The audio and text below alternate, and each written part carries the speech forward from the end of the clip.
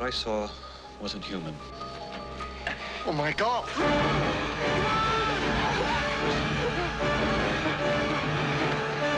It was very tall.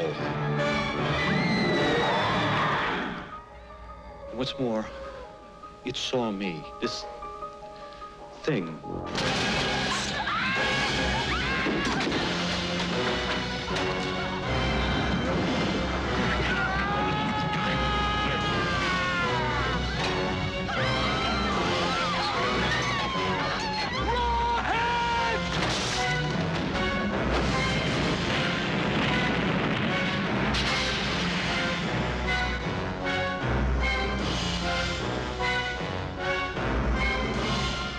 Rawhead Rex.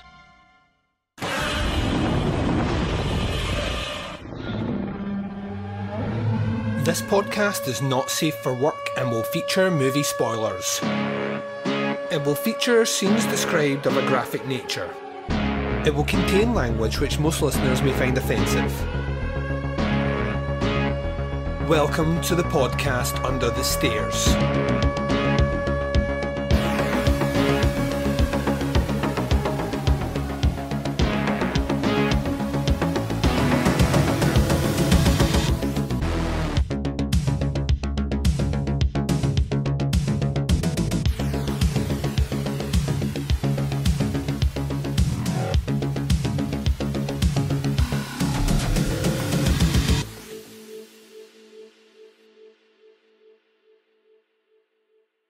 And welcome to another instalment of Rawhead Rex in Pieces. This is a sub-series of the podcast Under the Stairs where we take the movie Rawhead Rex, we chop it up into 5-minute installments for review on each episode, and I will be joined by a guest, a fellow podcaster, to review these 5 minutes.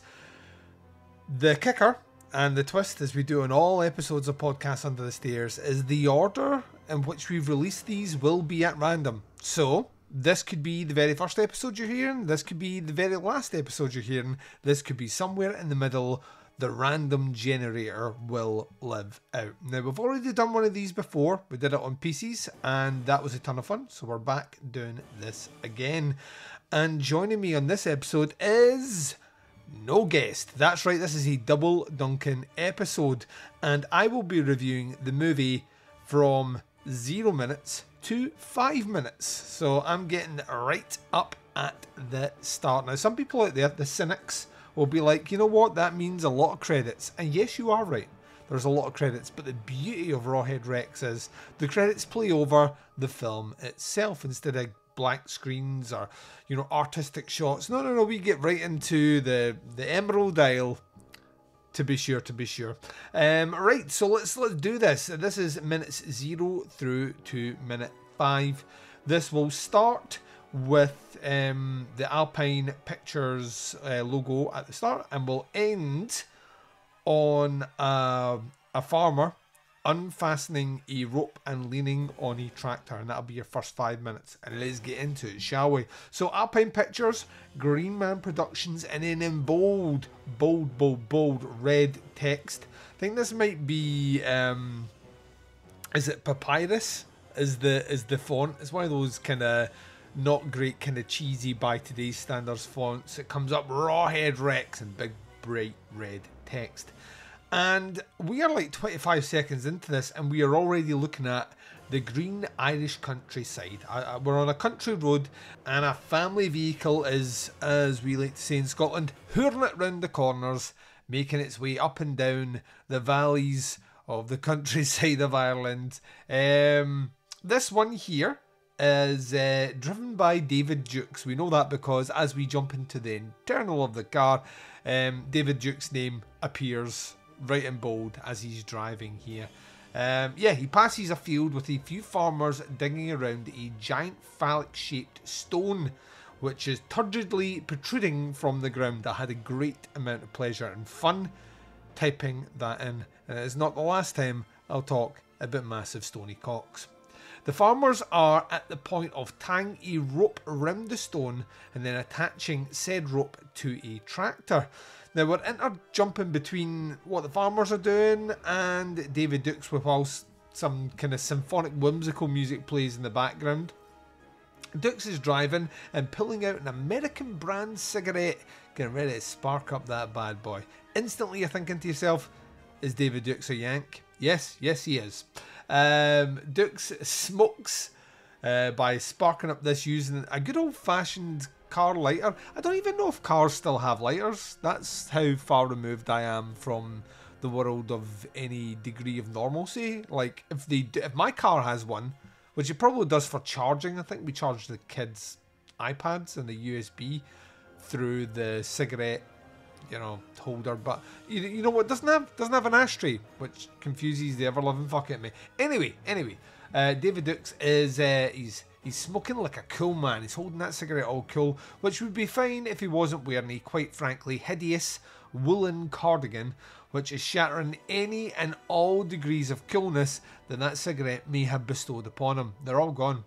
Meanwhile, at the Cockstone, the farmers have split into 3 teams. This is right. There's one who is trying to secure a rope from said turgid stone around the tractor. One is driving the tractor, and the last has what appears to be a crowbar underneath to wedge the stone as it's being pulled out. The tractor starts moving, and the crowbar farmer puts all his might into wrenching up the stone, yelling, "Gan! Gan!" over and over, as if yelling at it is going to make it move. That is not how it works.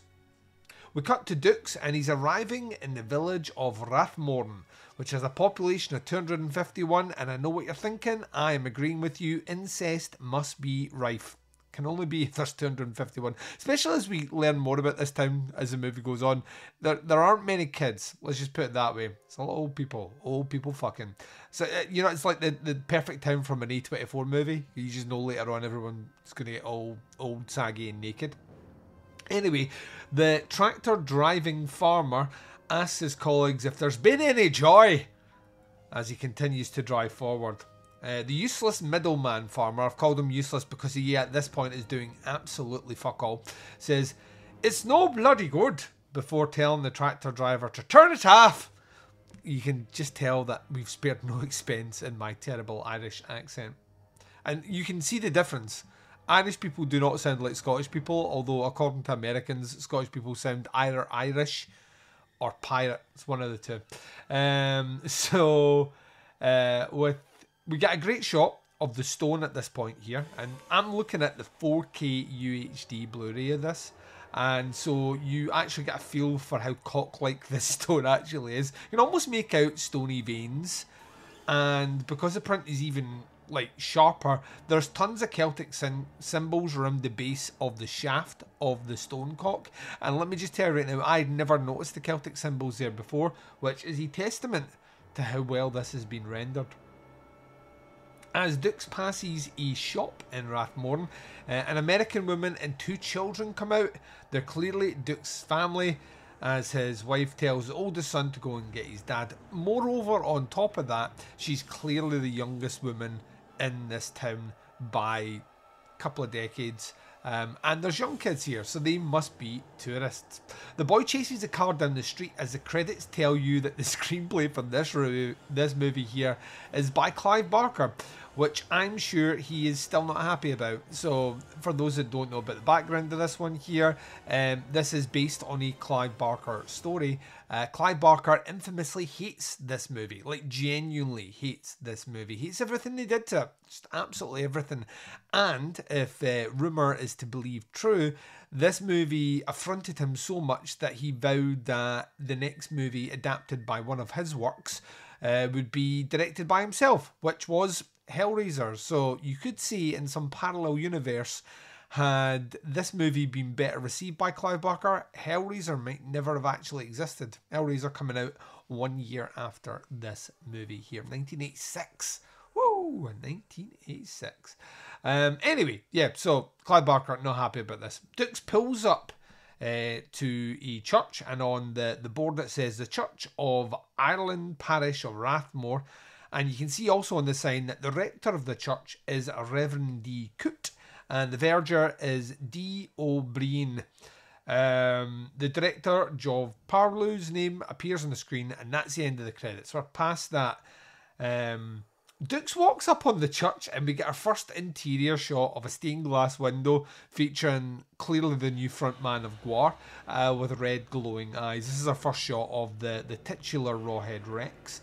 In Latin, it says "More grancor motenque itsi numquam fieri possit," which apparently, after a bit of research online, means death goes in fear of what it cannot be, which is metal as fuck. The parishioners are singing along with the verger, and outside Duke is taking some snappy Polaroids of the church. We then cut to the farmers in their tractor, and they are still trying to move this stone. A futile task, if you ask me. The crowbar man is desperately trying to move this. His face is going very, very red, and the tractor driver man shouts back saying, "It's not going to move, darn." And the useless farmer, useless because he's in the middle not doing anything, says, "Dennis is right, give it up." Crowbar farmer, aka Darren, because we've just found out that, says maybe. And then Dennis, I'm sorry to any Irish listeners that are listening to this, that was terrible. Everything is terrible. It might be the worst Irish impression, but I can't guarantee that because I've yet to record with any of the other co-hosts who will no doubt give it their shot. Dennis looks over to see a dark, ominous storm cloud collecting quickly over the hills and says, "That doesn't look too healthy." And then he goes on to say, "Well, I better be getting back. Me dinner's on the table." And that went a little bit Jamaican at the end, so I do apologise again. Are they similar? Who knows? Darren says, "Thanks anyway." And Dennis shouts back to the useless farmer, "Are you coming now, Mitch?" Mitch replies, "Yeah, good luck." And then they all leave Dennis. Well, he leaves with Dennis, and Darren is the only one left to shift this. And this is what I've written: giant granite genital, because I love me some alliteration. And we're right at the end here. Dan starts to uncouple the ropes as the others drive away. And Dan mumbles something about Dennis choking on his dinner. And as he unfastens the rope, he stands up and leans on the tractor. Ladies and gents, that's the first 5 minutes of Rawhead Rex. I know what you're thinking to yourself. Did we get any Rawhead Rex? No. Did I overindulge in the opportunity to mention the word cock and stone cock, and then use other ways of saying that? Yes, I did. Do I feel it's juvenile? Yes, it is. Did I have a lot of fun writing it? Yes, I did. Did I giggle a lot? Of course I did.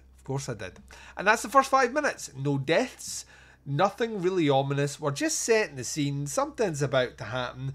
As you can imagine, in the next 5 minutes, we will finally be introduced to our Rawhead Rex, because this movie, for all you may like it, or from all you may hate it, for all it may tickle you sideways, this movie does not waste any time giving you Rawhead Rex and its giant fucking cockeyed, horrible design glory, which they had to do because in the original book it is a giant penis with teeth in its urethra. So I'm imagining that no studio wants to sign off on a movie like that, and that's why I never got it. Although in saying that, now we've had like movies about killer dicks and vaginas with teeth, so maybe at this stage it's less taboo than it was back in 1986. So, thank you for checking out this episode. Short and sweet is how we do it, especially on a Double D episode, Double D being Double Duncan. I don't know where this is going to drop. I usually record all the episodes and then do the randomizer on them. So this may very well be the very first episode you've heard. If so, that's lucky because this is the first 5 minutes. But in all honesty and just using the law of probability, this is probably not the first episode that you're listening to. You've already heard a couple of other ones out of time. That's the fun and the concept of this show. So, with nothing left to say, all that I will say is I hope you enjoy the rest of the series, and we will speak to you on the next episode.